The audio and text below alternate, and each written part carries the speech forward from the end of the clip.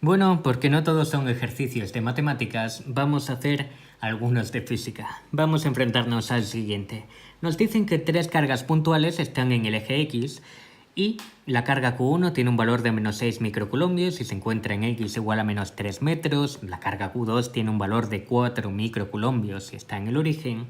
Y la carga Q3 tiene un valor de menos 6 microcoulombios y está en X igual a 3 metros. Nos piden calcular la fuerza ejercida sobre la carga 1. Para resolver este tipo de ejercicios tenemos que tener claros dos conceptos. El primero, la ley de Coulomb, que bueno, ya sabéis, tengo aquí mi chuleta, en ejercicios, en libros de teoría, podéis verla, leerla, nos dice que la fuerza ejercida por una carga puntual sobre otra está dirigida a lo largo de la línea que las une, y la fuerza varía inversamente con el cuadrado de la distancia que separa las cargas y es proporcional al producto de las mismas, que en definitiva es lo que tenemos aquí.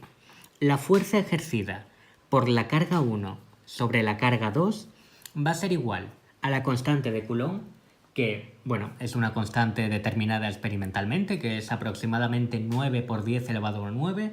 Bueno, realmente creo que es 8,99 o algo así, pero normalmente en ejercicios la vamos a trabajar como 9 por 10 elevado a 9. También hay otras formas de expresar esa constante de Coulomb en función de la permitividad del medio, pero bueno, eso lo veremos más adelante. La fuerza ejercida por la carga 1 sobre la carga 2 va a ser igual a la constante de Coulomb, que hemos estado hablando de ella hace un segundo, por el valor de la carga 1, por el valor de la carga 2, partido por la distancia de la carga 1 a la carga 2 al cuadrado. Pero también esta fórmula nos la pueden expresar de forma vectorial, que será igual al valor de la constante de Coulomb por el valor de la carga 1, por el valor de la carga 2, por el módulo del vector que une la carga 1 con la carga 2, por el vector unitario, bueno, esto es al cuadrado, por el vector unitario que une la carga 1 con la carga 2. No olvidéis que normalmente cuando tenemos un vector y le ponemos la flechita arriba, estamos trabajando con el vector a secas.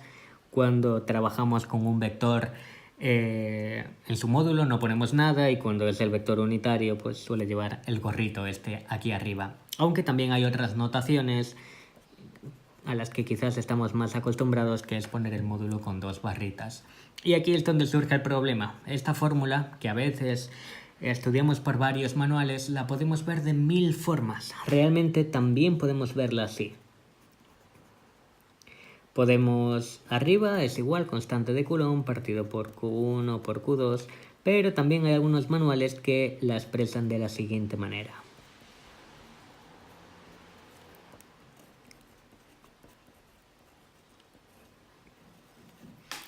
¿De dónde sale esto? ¿Por qué a veces tenemos un cubo y a veces un cuadrado? ¿Y por qué nos liamos tanto y hay tantos problemas con estos ejercicios que a priori suelen ser sencillos, ya que se pueden complicar todo lo que quiera el profesor? Bien, si os fijáis en esta fórmula, aquí necesitamos un vector unitario. Aquí tenemos el vector a secas que une el punto 1 con el punto 2, el del extremo menos el del origen. Esto es de matemáticas. Sin embargo, no tenemos un vector unitario. Por ejemplo, si tenemos un vector que tiene un módulo de 5, este no va a ser unitario, porque para que sea unitario debería tener un módulo de 1. Entonces, para obtener un vector unitario a partir de... Vamos a poner esto correctamente, porque son vectores. A partir de estos dos, lo que tenemos que hacer es dividirlo por su módulo. Y así obtendríamos un vector unitario. Así que realmente esta fórmula es lo mismo que poner esto. Constante de Coulomb por Q1 por Q2 partido por el módulo al cuadrado, que se ha calculado como el del extremo menos el del origen, el siguiente vector, por el vector unitario, que sería pues lo que hemos puesto aquí. Del extremo menos el del origen para calcular el vector que apunta de 1 a 2, partido por el módulo porque queremos el vector unitario. Sin embargo, al estar esto multiplicando por esto, pues hay veces que directamente lo condensan y nos ponen esto al cubo y arriba el vector. Así que vamos a encontrarnos 1000 formas de, según el manual que utilicemos, Tipler o el manual de vuestro equipo docente, de enfrentaros a esto, pero realmente es lo mismo. Si tenemos los conceptos claros, vamos a poder llegar a la misma solución. Así que vamos a intentar, con esta premisa y la del principio de superposición que explicaremos ahora, abordar el siguiente ejercicio. Así que vamos a coger otro color que sabéis que me encantan y vamos a pasar a hablar del principio de superposición. Como hemos hablado hasta ahora, esta fórmula, la ley de Coulomb, nos permite calcular la fuerza ejercida por una carga sobre otra. Sin embargo, en este ejercicio se nos pide calcular la fuerza ejercida por Q2 y Q3 sobre Q1, porque nos piden en total la fuerza ejercida sobre nuestra carga Q1. En este caso, para facilitar un poco los cálculos, nos puede venir bien a representar las cargas. -2 y -3. Sabemos que en el origen tenemos la carga 2 con un valor de 4 microcoulombios. En x igual a 3 tenemos la carga Q3 con un valor de -6 microcoulombios. Y en x igual a -3 tenemos la carga Q1 que es igual, que tiene un valor de -6 microcoulombios. Y no debemos olvidar que realmente estamos trabajando con unidades muy pequeñas. Repasemos brevemente los prefijos que normalmente nos encontraremos. Mili igual a 10 elevado a -3, micro igual a 10 elevado a -6, nano 10 elevado a -9 y pico 10 elevado a -12. Así que si nos dieran que una carga tiene 12 picocoulombios, quiere decir que tenemos 12 por 10 elevado a -12 coulombios. En este caso estamos trabajando con micro, así que es 10 elevado a -6 y como hemos hablado, el principio de superposición nos va a permitir resolver este problema, que no solo tenemos una carga que ejerce fuerza sobre nosotros, sino varias.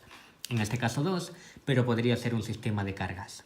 El principio de superposición nos dice que la fuerza ejercida por todas las demás sobre esta va a ser igual a la suma de las componentes individuales.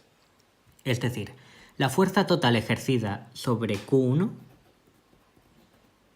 va a ser igual a la fuerza que ejerce Q2 sobre Q1 más la fuerza que ejerce Q3 sobre Q1. Y si tuviéramos un sistema de cargas con 20 cargas, lo haríamos. Esto es el principio de superposición. Así que, gracias a esto, vamos a poder resolver el ejercicio. Así que, vamos a ello. Así que, con otro color más, pasemos a calcular directamente esta componente, y al sumarlas deberíamos tener la solución del ejercicio. La fuerza ejercida por la carga 2 sobre la carga 1 va a ser igual a la constante de Coulomb por el valor de la carga 2, que hemos dicho que es igual a 4 por 10 elevado a -6 por -6 por 10 elevado a -6, que es el valor de la carga 1, partido de la distancia que las separa. Esto tenemos varias formas de verlo. La primera es, gracias al dibujito, podemos ver que realmente la distancia que hay de Q1 a Q2 es de 3 metros. Podríamos poner 3 al cuadrado y poner que estamos trabajando en la coordenada X, multiplicarlo por el vector unitario de X, y ya tendríamos calculada esa parte. Pero también podemos hacerlo vectorialmente. Vamos a ver cómo, perdón. Tengo la voz un poco jodida, es un día raro. Así que el vector de posición de Q1 podemos decir que es el vector -3,0 y el vector posición de Q2 es el vector del origen, 0, 0. Así que realmente esto lo calculamos como, el vector que va de Q2 a Q1 lo calculamos como el del extremo menos el del origen, es decir, R1 menos R2. Y nos quedaría -3,0 menos 0,0. Y el vector que nos interesa es el siguiente. Hacemos su módulo, el módulo de todo esto, y nos quedaría la raíz cuadrada de menos 3 al cuadrado más 0 al cuadrado. Lo que es lo mismo, raíz cuadrada de 3 al cuadrado igual a 3. Así que, tirando por un lado o por otro, realmente vamos a tener 3 al cuadrado en la distancia. ¿Qué vector unitario ponemos? Bueno, podríamos poner este vector y dividirlo por 3, pero realmente, como estamos trabajando simplemente en el eje X, podemos poner directamente el vector unitario de X o el vector Y. Pasemos pues a calcular la segunda componente. La siguiente componente es igual a la fuerza que ejerce la carga 3 sobre la carga 1.